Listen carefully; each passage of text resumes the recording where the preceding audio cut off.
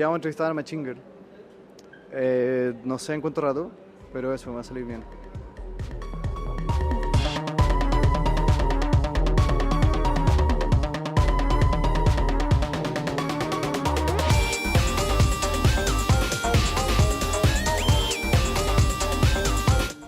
¿Qué día hoy?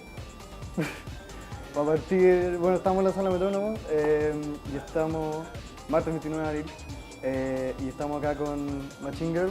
How are you guys? How was Chile for you? It's been good. We just went up to this hill over here. Was it Cristobal San Cristóbal? Hill? Yeah. Yeah. Yeah, Cerro San Cristóbal. That's the one. Yeah, it was pretty. How, because you've had a show in Argentina and Brazil recently, and I wanted to get your perception on how the Latin American crowd, like the main differences you can see between our crowds and the crowds you see when you tour from the US, and what do you expect from the crowd today in Chile? Well, I would say that there's definitely a lot more energy and like excitement from the crowds here than in the US, and maybe even in Europe. And it's not like that, you know, that the fans there don't sometimes wait outside or come early and like wait, but it's like the like level of the excitement, you know, is definitely something that's very different. And I have heard that the crowds in Chile are particularly excited. Yeah, So I think we're best known for that. yeah, And I think it's also because not all the the shows that tour the US like get to come down here. So when people get to see like their favorite bands. yeah, I totally get it. Like I totally get it. You know, if I was them, I'd probably be like exactly the same way. What's your favorite part about touring? And what's like the thing you hate the most about it? But particularly when you come down to South America and you don't get to do it like by bus or wherever, and you have to fly everywhere. Because everything's not like right next to each other. Right. So what would be like your favorite part about that and the least favorite part about that? Do you want to answer this? Because it's your third tour now. Honestly, I think I prefer flying the way that we are right now, especially in this country. It just seems obviously quicker. But when we're in the bus in the US, it can kind of be a drag, like driving for so long. And I like flying and like getting to where we need to go and getting to walk around, because a lot of times with the bus tours, we kind of just go right to the venue. We park at the venue, we play the venue, and then we leave the venue kind of. So just seeing the cities a little bit more is nice. Yeah, and I'll say like that, you know, when the bus tour, there's pros and cons for sure, and the bus in the US driving around there's something also really nice about that. You know, I mean, in the bus, like being able to wake up in the next city, not have to think about traveling, how to get there is really nice. And then when me and Sean used to drive in the van, being able to like see everything was really cool, driving through the mountains and stuff. But you know, this tour has actually, knock on wood, been pretty chill with the flying. Like we haven't had none of the flights have been that like long, or we've had like trouble going through the borders or anything.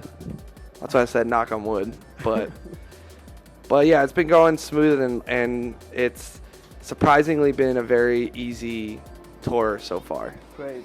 And as people like, as musicians that get to travel, what's the one thing you think you really need to have with you at all times when you tour? I'm pretty easy. Like I can get on a plane with like nothing. So for me, the must-haves, I would say, or maybe just like something to listen to music with, and either like a book or like a notebook and a pen to like kill time, and like and maybe a night mask, like a sleep mask. Oh yeah. Yeah, I knew that you were gonna say eye mask. Yeah. No, I mean, as long as I have headphones and something to read, then I'm probably good. And maybe my portable charger, because we're going through a lot of these countries where we don't have the correct adapters. Oh, so that yeah, you got that's the been different like a plugs, thing. yeah. So Right. yeah, as long as I just have my headphones and something to read, I'm usually pretty good. But I definitely would have trouble not having anything. Yeah, for sure. What about you, Sean? Yeah, lots of media downloaded, ready to go. And I always just like watch movies to make the flight go by. Even if it's a movie I've seen already, I'll just like put the movie on and just like let it go. Yeah, that's Yeah. a great way. I wanted to ask you guys now about the game Neon White. You made the soundtrack for it. So I was wondering, like, what's the major difference for you at the time of composing music? Because I don't know how. So if you make the music before the game's done, or while you're doing the music while the game's on development, or if you do it afterwards, and like, what's the main difference you would say you have at the time of composing music for an album than for a game? Yeah, it was a cool experience, and I was working on it while they were still making the game. It was probably 50% done when I got brought in to work on the music. So like, they had I'm pretty sure all the levels made, like at least outlined, so that they knew like this is how many kind of songs we need and stuff. And it was cool, and you know, kind of a challenge, because it was like I would go back and forth where I would make something and sometimes it got rejected, you know, or I got notes on like change this. Right. And you know, when I make an album, there's nothing like that. Like, oops, sorry. The music is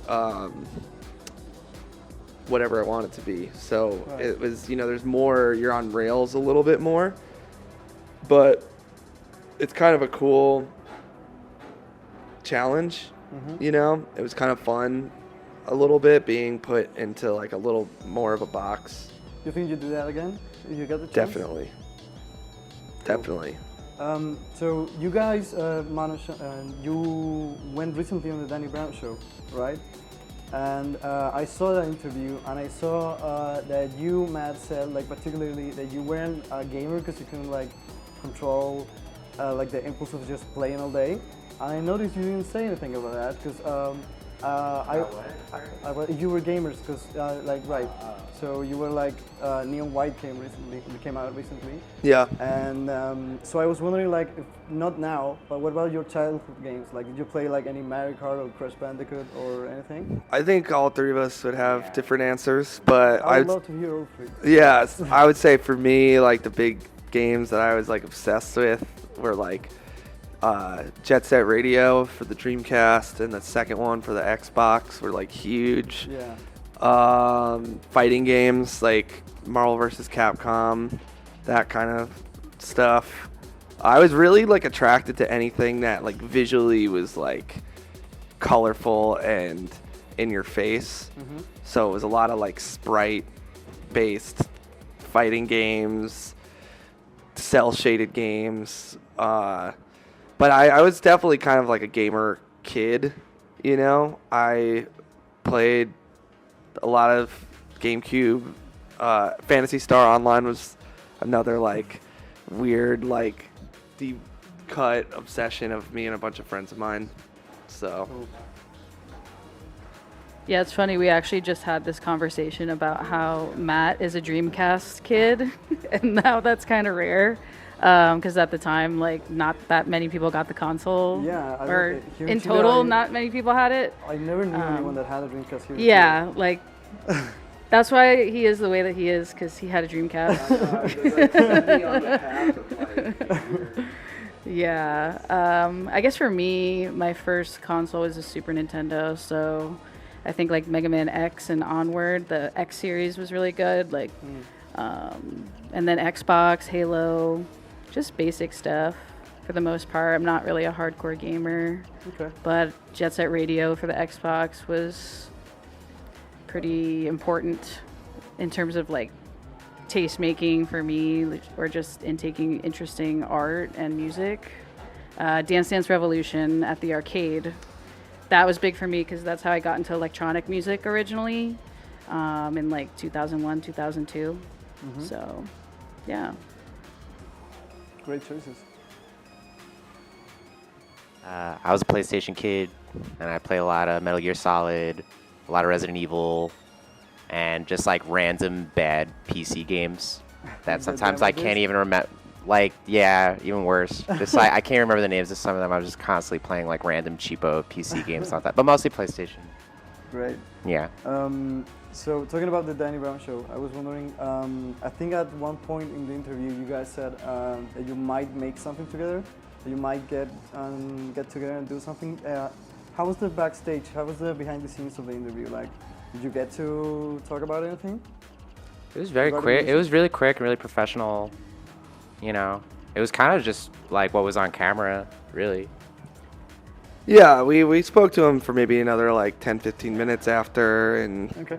you know, but yeah, I mean, I would still love to do something with him at some point, but I've just been very busy with a bunch of other shit, so I kind of have put any other projects or like collaborations and stuff like that on hold for a little bit. So who knows, you know, what could happen in the future. Okay. So I was wondering, like, how do you go about composing new music and still maintain your identity, but try to innovate as well and try to not lose your audience while doing it?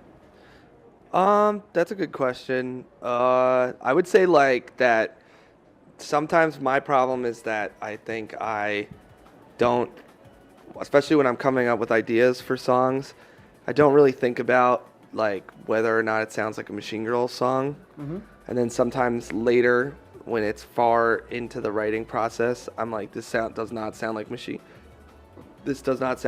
Girl, and I have to like mold it into a Machine Girl song a little bit more with like the sounds and stuff like that. But I think you can tell just from if you listen to from stuff from Wolf Girl to the Ugly Art to MG Ultra that like there's really no defining characteristic that makes it Machine Girl, you know, like there's no like one particular sound or style. And you know, some of my favorite artists are artists that have always experimented and like just kind of done whatever they wanted, and that's like from the beginning been my MO. So like if we put out a country album, it wouldn't be that shocking, Right. you know. I was wondering because I saw an interview where you said that you mentioned two albums when you were talking about when you first made Wolfgirl, and you mentioned One Foot in the Rave by Shitmat and Where Were You in '92 by Zombie. And I was wondering if you could tell me more about that. How do you take like two projects that you personally love and then try to create something new with them? How did that go about? Well, you know, like it was taking just a lot of different influences at the time and taking like aspects of those influences and trying to squeeze them together into something like new. So, you know, it was like I was attracted to, because we were way too young to organically grow up with like rave music, like old school hardcore and stuff. And the only flashes of that I ever got were like through video games and sometimes movies. So it was like a whole style of music that was so, I knew it was out there and I like had no idea how to find it and stuff. This is 2010, 2009, and I wasn't a super, surprisingly, I was not a super internet savvy kid. So yeah, it was just like the first thing I found was that Shitmat album was the first like hard ravey jungle record I got really into, and then from there I found the Zombie record, which like was almost the opposite because it was way more about like the vibe than it was about making like shit like crazy.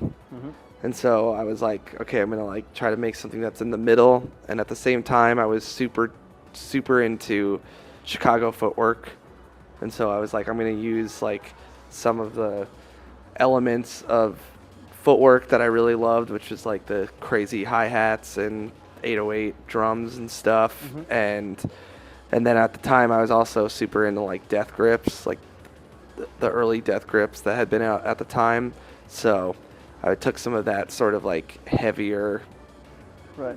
like more ridiculous, over the top energy and tried to just put all of that into one thing. So you got like a gateway to like this. So that's how you found your gateway for this type of music. And I was wondering like if I could hear your opinion of each one of you. Because like kids play Tony Hawk and they get into Rage Against the Machine, and that's like their gateway to that kind of music. So I was wondering like, what do you think kids? What's the gateway for kids now to get into Machine Girl? TikTok.